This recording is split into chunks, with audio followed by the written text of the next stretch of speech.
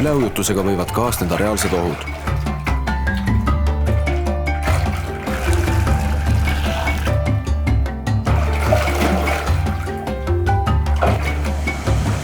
Hoia kindlasti eemale üleujutatud alajaamadest, kaablitest ja elektriseadmetest. Kui oled unustanud elektri välja lülitada, ära mine seda vee sees tegema. Elutähtsad teenused võivad katkeda. Elekter.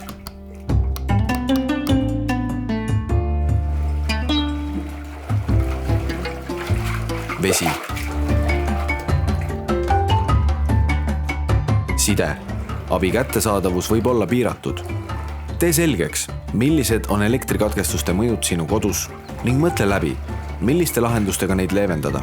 On oluline, et kodus on olemas joogiveevaru, sest koos elektriga võib kaduda ka vesi. Nii mobiilside levi kui internet võib ulatusliku elektrikatkestuse korral kaduda paari tunniga.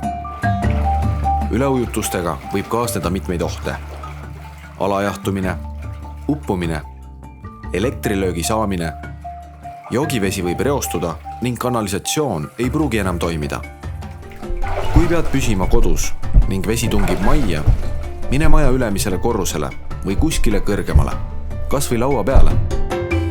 Võta kindlasti kaasa telefon, tekk, toit